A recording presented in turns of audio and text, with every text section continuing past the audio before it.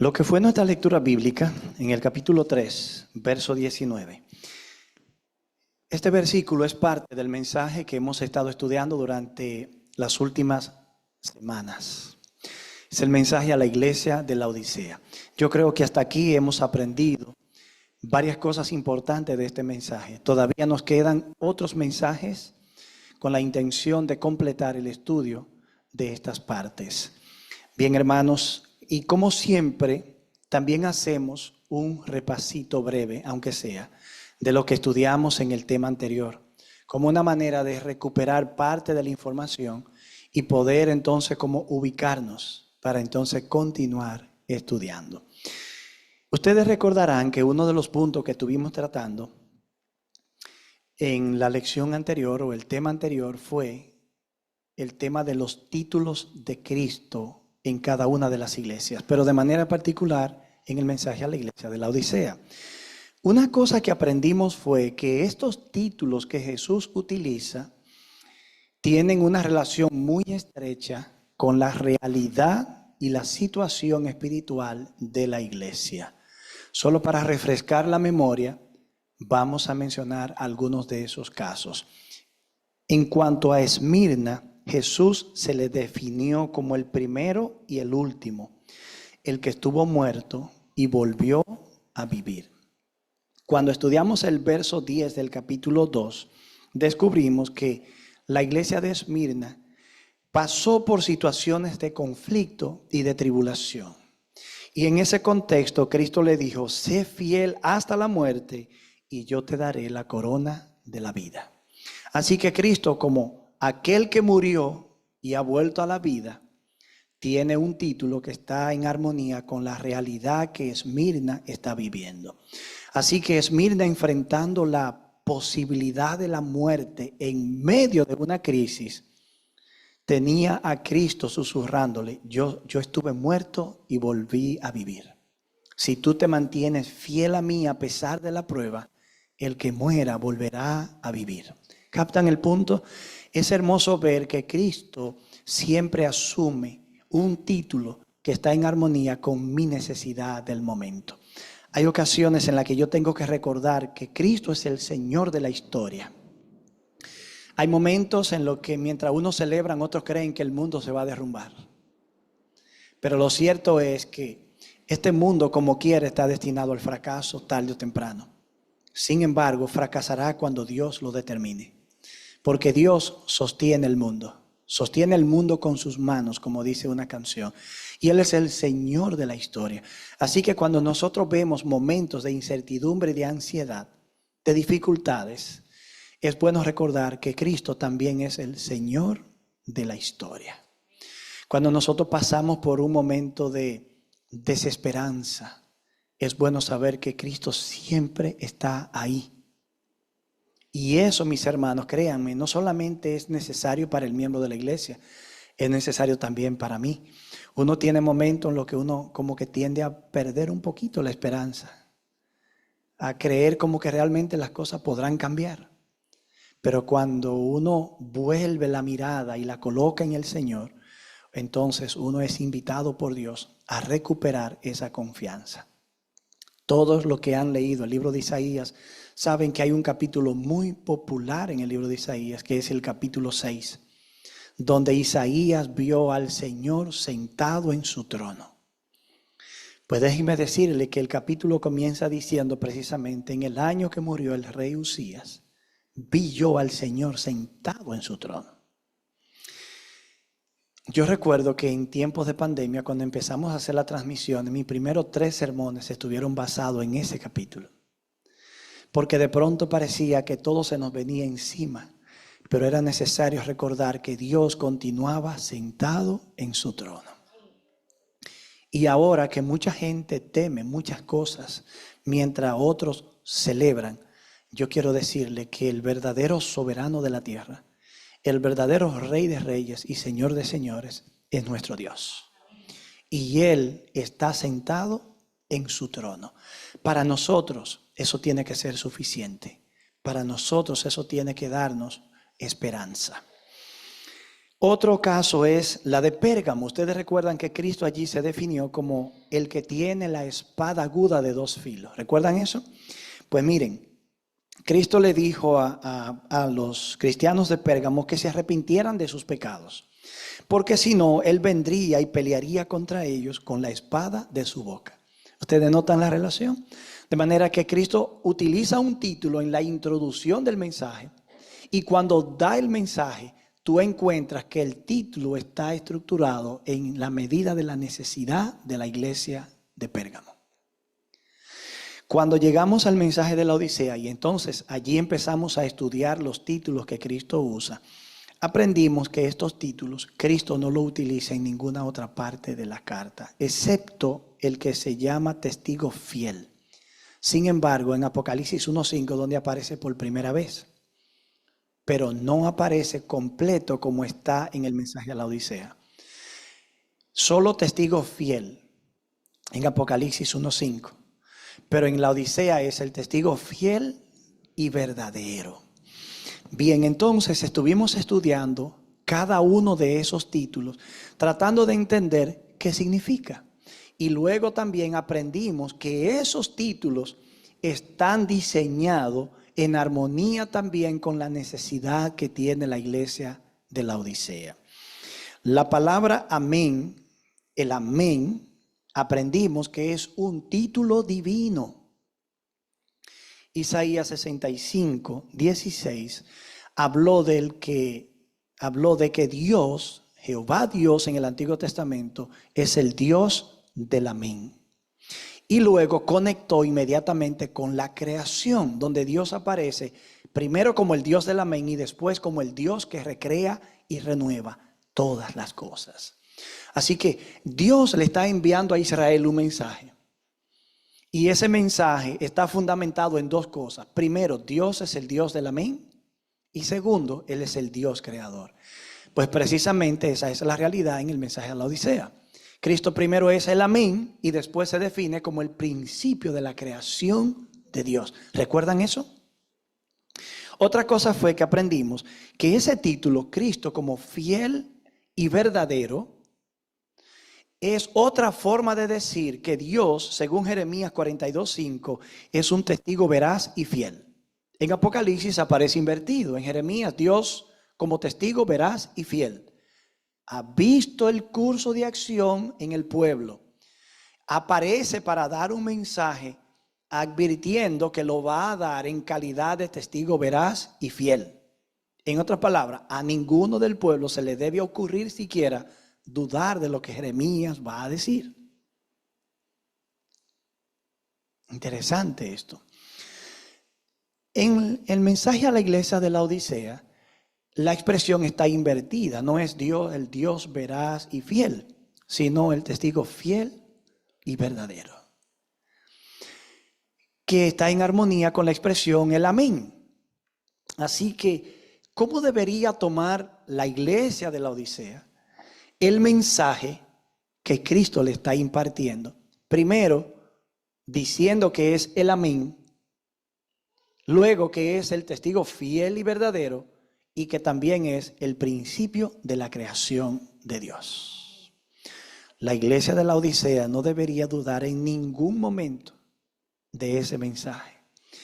Y no solo no dudar del mensaje, sino tomarlo en serio y aceptarlo.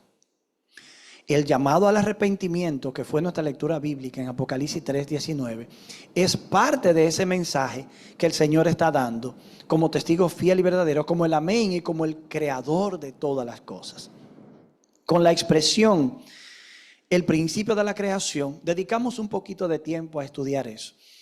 Y me imagino que ustedes recordarán que la expresión que se utiliza allí, traducida como principio, asociado a la creación, aparece en Colosenses capítulo 1, donde Cristo es el principio y aquel que creó todas las cosas. Dedujimos entonces que si Cristo aparece con el título divino, indicando que Él es un ser divino, que es Dios, el amén, y luego el testigo fiel y verdadero, no es posible comprender el principio de la creación de Dios como una declaración de que Él es el primer ser que Dios creó. ¿Recuerdan eso? Es imposible que el ser divino que crea todas las cosas ahora termine siendo la primera criatura que fue creada. Tenemos que seguir por coherencia el orden.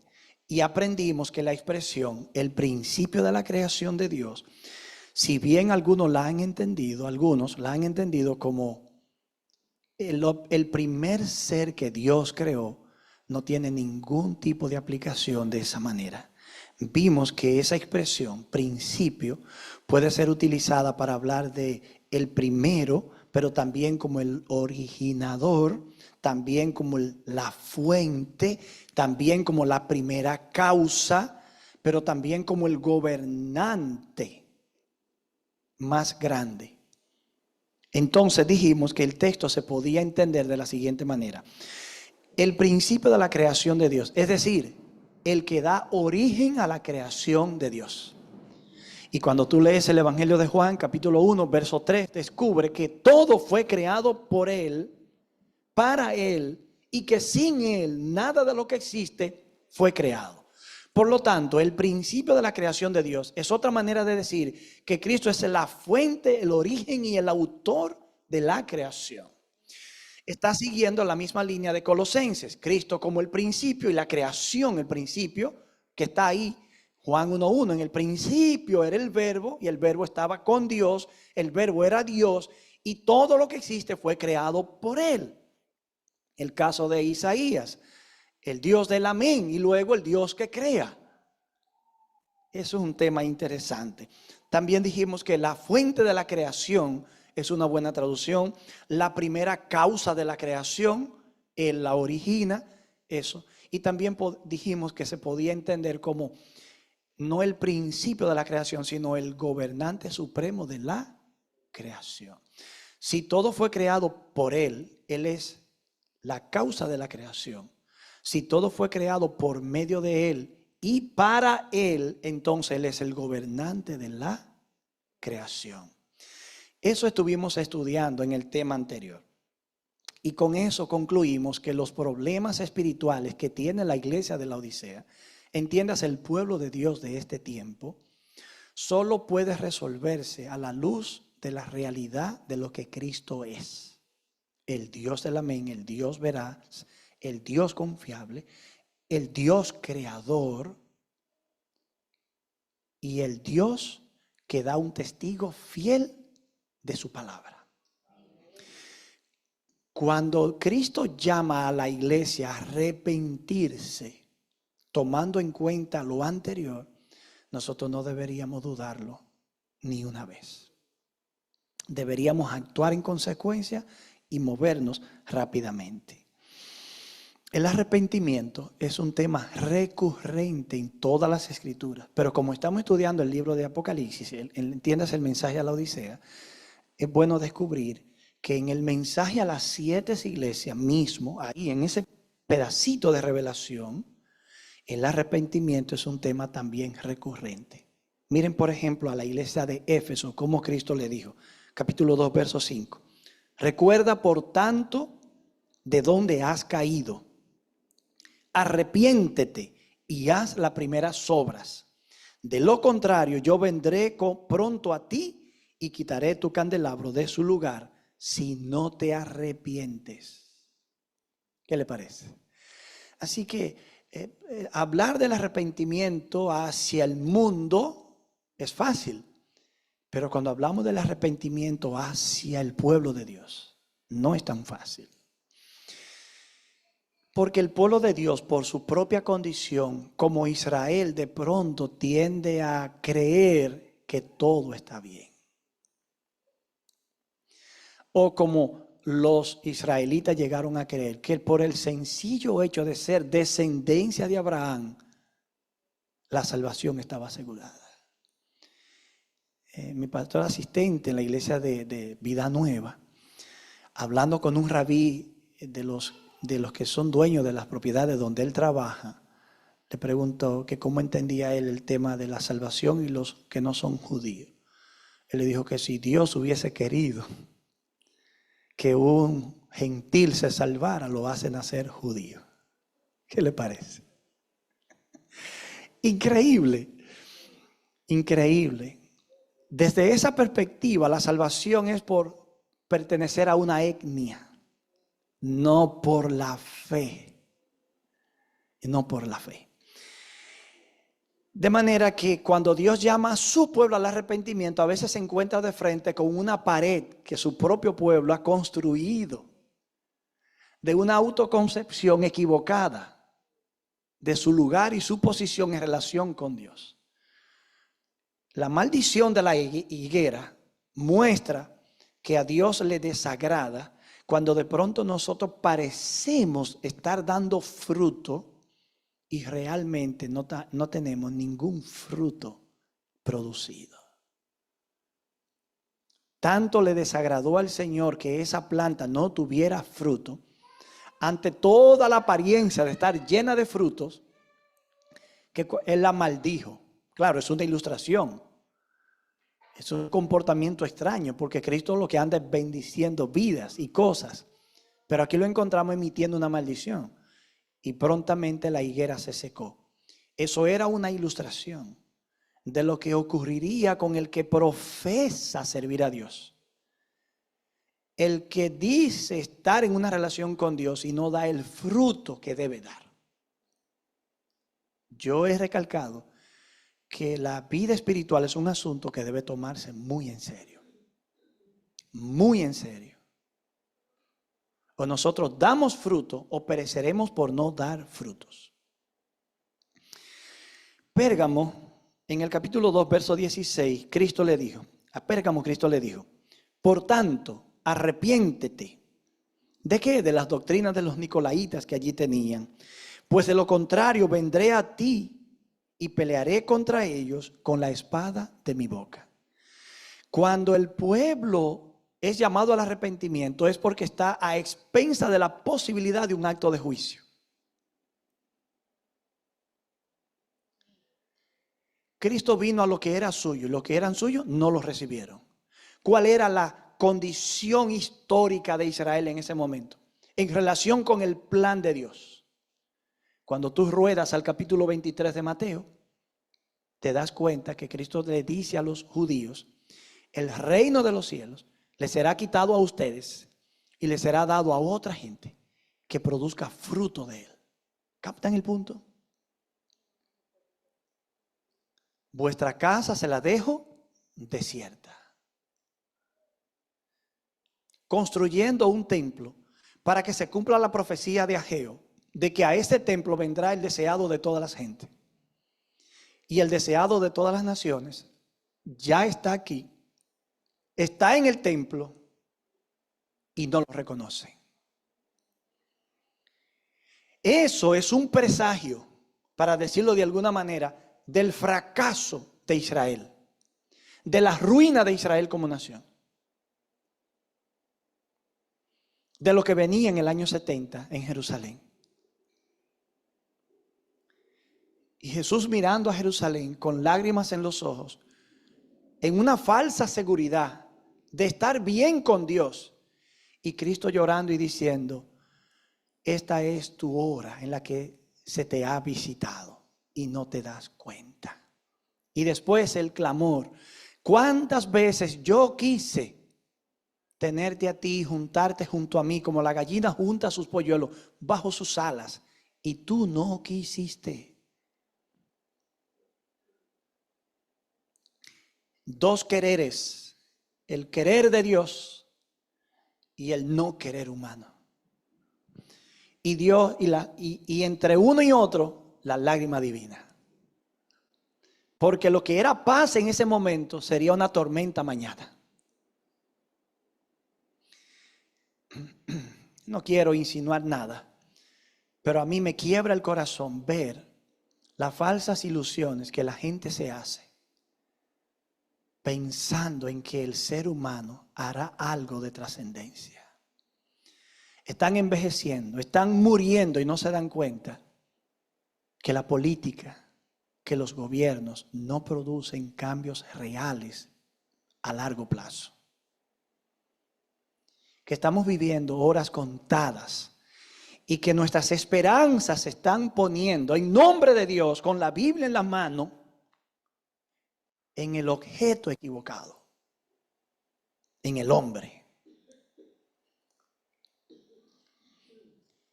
Pero Dios quiere, pero nosotros no queremos, no entendemos. A Tiatira, en el capítulo 2 también, verso 21, Cristo le dijo: te he dado tiempo para que te arrepientas. Te he dado tiempo para que te arrepientas. ¿De qué? De la mala influencia religiosa de Jezabel en la iglesia. Y no quiere arrepentirte de tu inmoralidad. ¿Qué se supone que ha de terminar ocurriendo? La posibilidad de un fracaso espiritual está latente en cada uno de los mensajes a las iglesias. Por eso el llamado al arrepentimiento, por eso la advertencia, por eso la confrontación. Porque Dios no quiere que nadie perezca. Pero también está latente la posibilidad de un triunfo. Al que venciere, y aquí yo me detengo, la victoria espiritual que nosotros lograremos un día, cruza y pasa y transita a través de él la ruta del arrepentimiento. Todos hemos pecado, todos estamos destituidos de la gloria de Dios. En la iglesia adventista hoy día, una teología conocida, la teología de la última generación, enfatiza mucho la perfección de carácter y la victoria que el pueblo de Dios ha de alcanzar. Déjenme decirles que aunque el pueblo de Dios alcance perfección de carácter y alcance el triunfo y la victoria, llegará al cielo a través de la ruta del arrepentimiento. ¿De qué? De todos los pecados que cometió antes de tener la perfección de carácter. La ruta es la misma. El evangelio es el mismo para mí y para la última generación. A Sardis, en el capítulo 3, verso 3, el Señor le dijo: acuérdate pues de lo que has recibido y de lo que has oído. Guárdalo y arrepiéntete. ¿De qué? De tus obras inacabadas. Según el verso 2. Si no eres vigilante, vendré como ladrón. Nunca sabrá a qué hora vendré a ti. ¿Será posible que para Sardis el Señor venga a los que son suyos y los suyos no lo noten?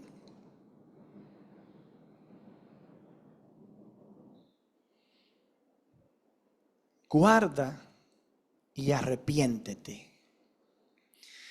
Y a la Odisea, lo que fue nuestra lectura bíblica, dice: yo reprendo y disciplino a lo que amo. Sé pues celoso y arrepiéntete. ¿De qué se tiene que arrepentir la Odisea? De su orgullo espiritual, de su apatía e indiferencia espiritual. Porque el Señor le dice a la iglesia de la Odisea: ¿cómo está? ¿Cómo? Tibia, ni fría ni caliente. ¿Recuerdan eso? ¿Y cómo responde el ángel de la iglesia? Que no está tibio. Entonces, ¿quién tiene la razón? ¿El testigo fiel y veraz? Recuerdan que cuando Cristo dio testimonio de la palabra de Dios y de quién era Él y su misión, los líderes judíos le dijeron: tu testimonio no es válido. ¿Recuerdan eso? ¿Por qué no es válido? Pudo haber Cristo preguntado. Pero ellos dijeron de una vez: porque tú das testimonio de ti mismo. ¿Cuál fue la respuesta de Cristo? Si yo doy testimonio de mí mismo, mi testimonio es válido. Yo no soy uno como ustedes. En una ocasión Cristo, disputando con ellos el tema de la honra, le dijo: hay algunos que buscan su propia gloria. Yo no busco la gloria de nadie. La gloria del que me envió. Un mensajero así está destinado al éxito, al triunfo y a la victoria. La disputa era fuerte, como lo es ahora, y será peor y más fuerte. Hermanos, Cristo dijo: si yo doy testimonio de mí mismo, ¿por qué mi testimonio es verdadero? Porque yo sé de dónde vengo, quién me envió, quién soy yo, y que estoy haciendo lo que fui enviado a hacer, y sé a dónde voy. Cristo no está perdido, desorientado.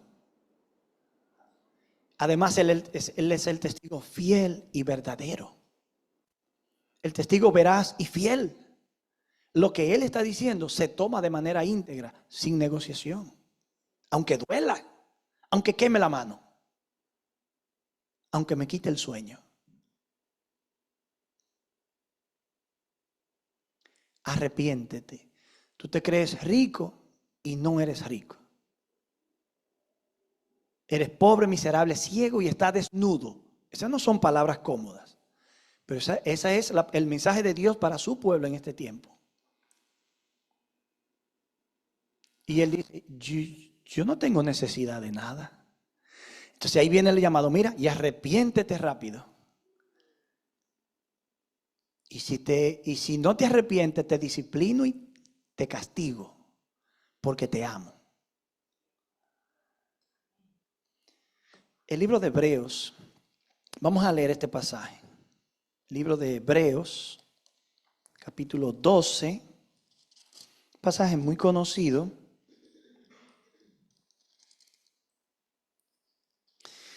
Desde el versículo 5 en adelante, dice, ¿habéis ya olvidado la exhortación que como hijos se nos dirige diciendo, oigan, hijo mío, no menosprecie la disciplina del Señor, ni desmaye cuando eres reprendido por Él? Porque el Señor al que ama disciplina y azota a todo al que recibe por hijo. Ahora Pablo va a razonar, a explicar, o el autor aquí, dice, si soportamos la disciplina, Dios os trata como a hijos. Porque ¿qué hijo aquel a quien el Padre no disciplina? Pero si se nos deja sin disciplina, de la cual todos hemos sido participantes, entonces sois bastardos y no hijos. ¿Qué somos nosotros de Dios? ¿Hijos o qué? Para no usar la palabra otra vez. Si yo no acepto la disciplina del Señor, me coloca en la posición de no hijo. No de hijo, sino de un. Por otra parte, nosotros también tuvimos a nuestros padres terrenales que nos disciplinaban y los venerábamos. Y los venerábamos.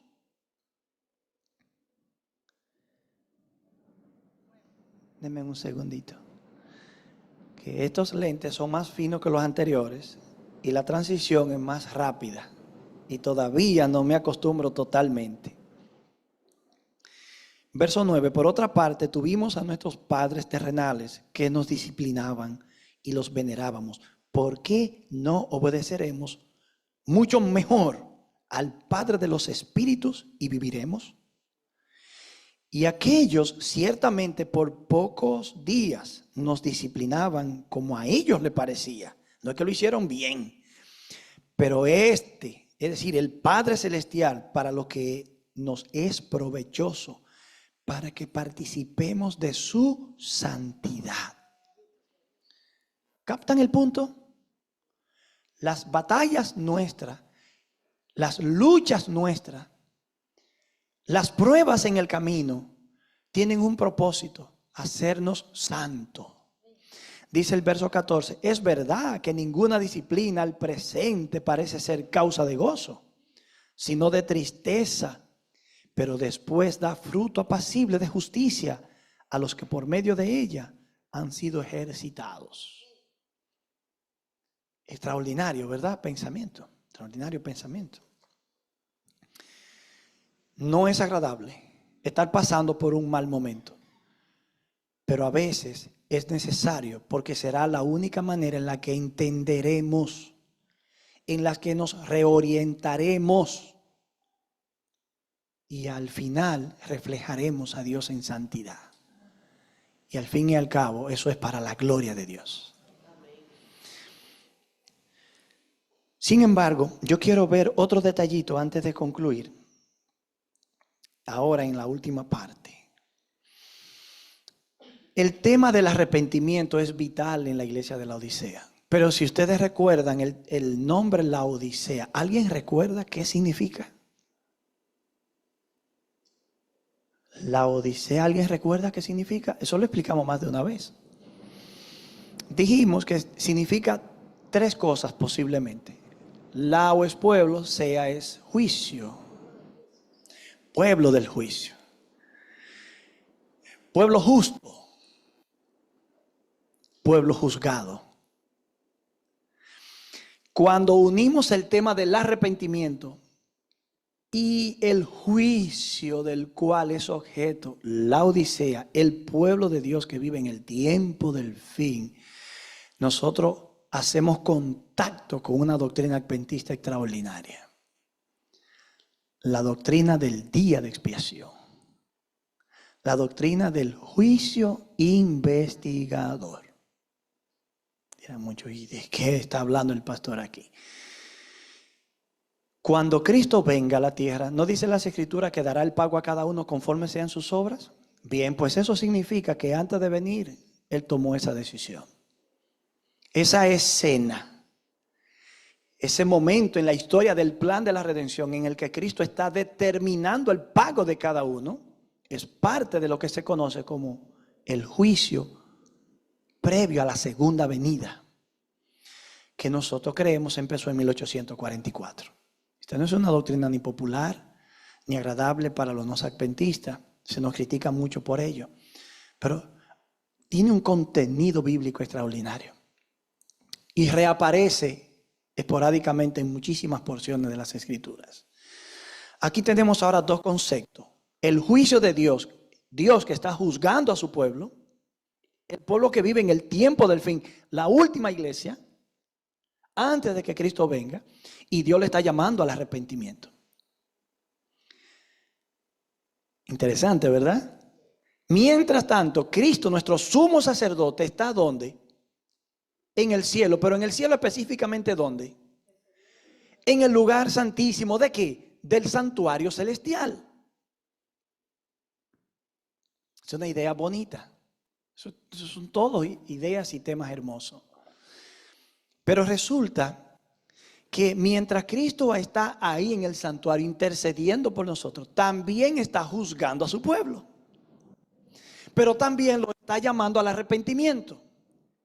Si el pueblo de Dios entiende lo que Jesús está haciendo y que eso está en marcha hacia su consumación, lo mínimo que el pueblo de Dios puede hacer es, antes de que eso termine, es escuchar el llamado al arrepentimiento. Ahora vamos a leer dos pasajes en el Antiguo Testamento que ilustran espiritualmente esta realidad. Voy a decir esto. Al santuario, que tenía tres partes, el patio y la tienda adentro, y la tienda adentro estaba dividida en dos partes. La primera parte era la más grande, tenía el doble exactamente de la segunda, que era el lugar santísimo.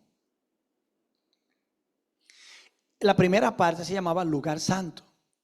La segunda se llamaba lugar santísimo. Estoy hablando primeros pasos del santuario. Estoy hablando nada que quizá usted no conozca. Los adoradores llegaban hasta el atrio, ofrecían el sacrificio, pero de ahí en adelante solo el sacerdote podía entrar al interior de la tienda. En la parte llamada lugar santo podía hacerlo todos los días. Pero en la parte llamada lugar santísimo solamente podía hacerlo una vez al año. Una vez al año. Esa una vez al año ocurría en la fiesta que se llamaba el Día de las Expiaciones, la fiesta de expiación, o el Día del Perdón, así también se llamaba. Según los judíos, este también era un día de juicio. No solamente había sangre disponible para el perdón del pecado, también había sangre limpia disponible para limpiar todo lo que había contaminado el santuario durante el año. ¿Cómo se contaminaba el santuario durante el año? De la siguiente manera. El adorador venía confesando sus pecados, ponía la mano sobre la cabeza del animal, confesaba su pecado, no al sacerdote, a Dios, con la mano sobre la cabeza del animal. El animal era sacrificado. La sangre del animal era tomada en una vasija. Podía ser untada, dependiendo del tipo de pecado, en los 4 cuernos del altar y asperjada a la otra parte. O, dependiendo del pecado, el sacerdote tomaba de esa sangre, entraba al lugar santo y la asperjaba 7 veces hacia el velo que dividía el lugar santo del Santísimo. Así que, simbólicamente, el pecado pasaba del pecador a la víctima y al santuario a través de la sangre y el ministerio intercesor. ¿Captan el punto? Interesante. Así que cada día iba entrando el pecado al santuario. Dios lo iba asumiendo. Pero una vez al año se hacía un sacrificio que tenía el objetivo de simbólicamente ya no introducir más pecados, sino limpiar el santuario del pecado que había entrado. Aquí entra en juego algo interesante. Si una persona cometía pecado durante el año, pero no lo traía al santuario, el pecado nunca entraba al santuario. Por lo tanto, el día de expiación o el día del perdón, cuando ese pecado era removido, el pecado de la persona, ¿dónde estaba? En él, porque él nunca lo transfirió al santuario. Por lo tanto, el pecado que era removido del santuario era el pecado que había sido introducido allí a través de la confesión, el arrepentimiento, y era introducido a través de la sangre. Pero el día de la expiación, la misma sangre que durante el año llevaba pecado y contaminaba, ahora venía la sangre de un animal sobre el cual no se confesaban pecados. Por lo tanto, esa sangre simbólicamente estaba limpia. ¿Están siguiendo, verdad? Es bonito. De manera que cuando el sacerdote venía y asperjaba, en lugar de traer pecado, y es decir, contaminar el santuario con pecado, lo que estaba haciendo ahora simbólicamente removiéndolo. Por lo tanto, cuando él terminaba la expiación, la obra de expiación en el lugar santísimo, salía, ponía sus 2 manos sobre otro animal llamado Parasacel y transfería simbólicamente todos los pecados que estaban dentro en el santuario hacia Azazel. Entonces ese animal era llevado por una persona designada al desierto y era dejado allá para que muriera. Cuando la persona venía, se supone que llevando el portador de los pecados de Israel, se contaminaba. Entonces tenía que quitarse la ropa, lavarse, purificarse para poder entrar al pueblo. Pero el pueblo había quedado limpio de sus pecados y el perdón era otorgado generosamente. Claro que era perdonado día a día, pero ese día llamaba el día del perdón porque era la eliminación total. Entonces, ahora con eso en mente, ustedes van a entender esto. Levítico capítulo 16, versos 29 al 31. Esto será para ustedes, está hablando de la fiesta del día de expiación, será para ustedes un estatuto perpetuo. El 10º día del mes séptimo se humillarán a ustedes mismos y no harán ningún trabajo, es decir, van a descansar, ni el natural ni el extranjero que habita entre ustedes. Se parecía mucho al tema del sábado, porque era un día de reposo también. Porque en ese día se hará expiación por ustedes. ¿Para qué? Para purificarlos. Y quedarán purificados o limpios de todos sus pecados delante del Señor. Será para ustedes una fiesta sabática solemne y se humillarán a ustedes mismos. Es un estatuto perpetuo. ¿Qué le parece? De manera que entienda yo o no entienda todas las implicaciones de lo que se está hablando allí, lo que ocurría era extraordinario para el pueblo. Porque mientras la víctima moría, mientras el sacerdote se ocupaba, el pueblo quedaba reconciliado con Dios, limpio de todos sus pecados. De manera que el pecado confesado día a día queda consignado en un registro. La Biblia dice que todos nuestros pecados están consignados en los registros celestiales, ahora. Pero también dice que tenemos un sumo sacerdote intercediendo por nosotros en el cielo. Y que en una ocasión murió por nosotros como Cordero de Dios. Dios con el santuario lo que estaba era ilustrando parabólicamente el plan de la salvación. Qué extraordinario nuestro Dios. ¿Tú aceptas a Jesús? Sí. ¿Lo aceptaste? Sí. Pero después que lo aceptaste, ¿has cometido algún pecado? Claro. Entonces, ¿qué tú haces? Lo confiesas. ¿Y qué hace Cristo? Lo asume y te perdona. ¿Por qué? Porque Él ya murió por ellos. Pero Jesús está mediando por ti, intercediendo por ti, y los pecados están registrados en el libro celestial. Entonces nos estamos moviendo hacia el detalle final del gran día de la expiación o el gran día del perdón. Y todos los que se van aceptando el llamado al arrepentimiento en el camino van recibiendo el perdón. Cuando el día de expiación celestial termine, ¿creen ustedes que el pueblo de Dios será dejado de lado o abandonado? No, eso termina para beneficiar al pueblo de Dios, dejándolo como limpio, reconciliado con Dios y perdonado todos sus pecados. Ahora, Levítico capítulo 23, versos 27 al 31, dice lo mismo, pero con ciertos detalles que Levítico 16 no lo dijo. Miren, lean conmigo. Levítico 23, versos 27 al 31. El 10 de este mes séptimo será el día de la expiación, es decir, de la solución del problema. Vamos a decirlo así. Tendrán una asamblea sagrada, es decir, una santa reunión. Se humillarán a ustedes mismos y presentarán una ofrenda quemada al Señor. Ningún trabajo se hará ese día, porque es el día de la expiación, para hacer expiación por ustedes delante del Señor su Dios. Ciertamente toda persona que no se humilla en ese mismo día, ¿qué pasará con esa persona? Será cortada del pueblo. Toda persona que haga cualquier trabajo ese mismo día, yo la voy a destruir dentro del pueblo. Ningún trabajo se hará. Este es un estatuto perpetuo para ustedes a través de sus generaciones, donde quiera que habitéis. ¿Saben qué significa eso? La paga del pecado es muerte. Y el día de expiación. No, la Shekinah era siempre que Dios aparecía en el lugar santísimo. Noten que no estar a tono con lo que está ocurriendo en el santuario pone en riesgo la vida de la persona. Primero, si los pecados diarios no se van confesando, según el registro bíblico, no van siendo transferidos al santuario.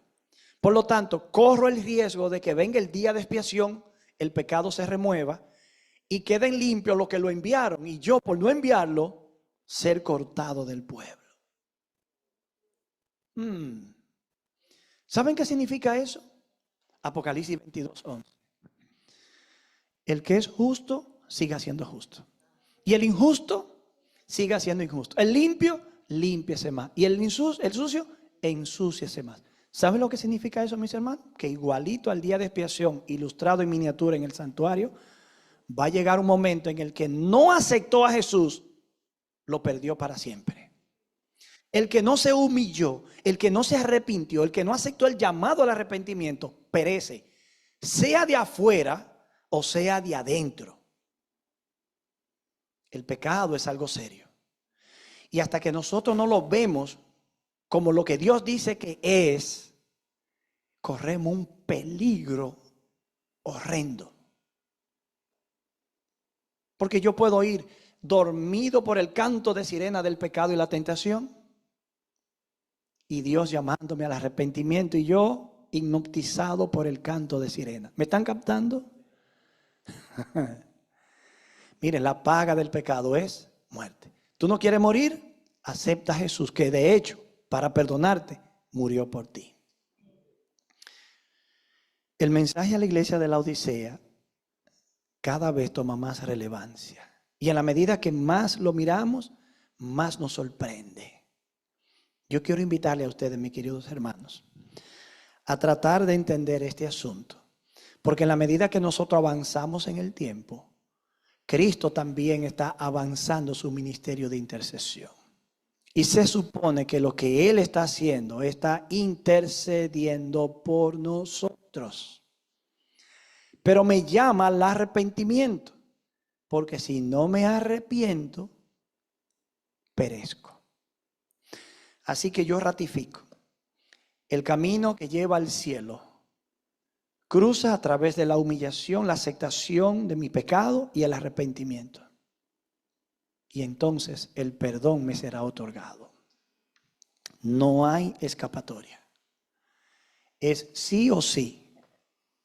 Es Cristo o no hay nada. Es ahora o mañana. No es que será. Puede ser muy tarde.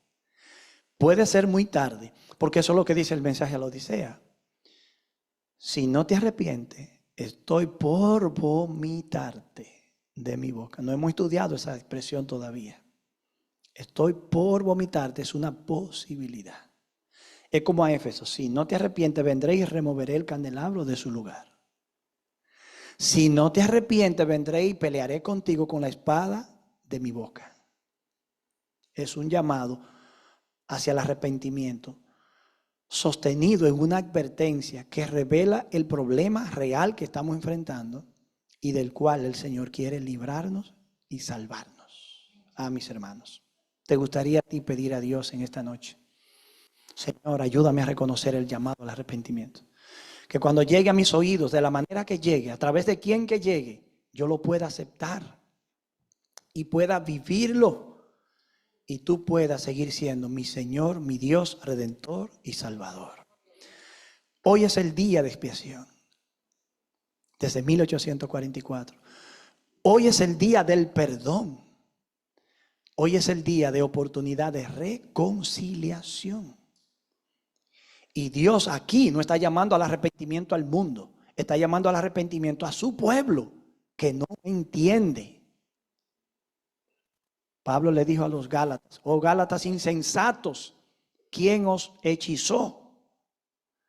Muchos de nosotros camina como si estuviera hechizado. No oye, no ve ni entiende. ¿Realmente saben qué fue lo que Pablo le dijo a los Gálatas? Gálatas sin cerebros. En otras palabras, ¿qué fue lo que le comió el cerebro a ustedes? No son declaraciones cómodas. Yo puedo estar sin cerebro ahora mismo si no estoy entendiendo. Dios quiere renovar este cerebro. Miren, sin Dios, la neurociencia, ¿sabe lo que ha demostrado? Que el cerebro tiene la capacidad de desaprender y aprender, de reconfigurarse. Cuando pierde un sentido, tiene la capacidad de sobreaumentar y desarrollar los otros para compensar. Y hay personas que se están sometiendo a tratamientos de reprogramación mental a través de hábitos continuos en el diario vivir para lograr cambio en su vida. Un neurocientífico estaba hablando de los choferes del Reino Unido que en cierta localidad las calles son increíblemente como un rompecabezas. Y se le han hecho estudios a los cerebros de todos esos choferes casi. Y se ha demostrado que la parte frontal se ha desarrollado de una manera que los capacita a ellos para recordar, memorizar y asimilar ese desafío vial. Entro yo y voy a chocar en cada esquina, pero le aseguro que cuando yo tenga 6 meses dando vueltas por esas calles, mi cerebro se habrá reconfigurado. Hay miles de cosas que nosotros hacemos de manera automática cada día, solo porque ya es un hábito. ¿Creen ustedes que Dios, cuando llama a uno a hacer una cosa y hacerla otra vez y hacerla otra vez, no es porque Él sabe que creó el cerebro con esa capacidad? Solo que eso es lo que la ciencia ve y tiene un programa para hacerlo. Pero nosotros estamos siendo llamados no a seguir un programa, sino a dejarnos guiar por el Espíritu de Dios y someternos a la palabra de Dios y empezar a crear hábitos saludables espirituales que nos ayuden a que Dios nos transforme. Vamos a orar en esta noche y vamos a pedirle a nuestro Dios que sea con nosotros, que nos capacite, pero que nos ayude a entender que si realmente nosotros no queremos, si no damos el sí, este matrimonio no se va a realizar. Esa es la realidad. Vamos a orar.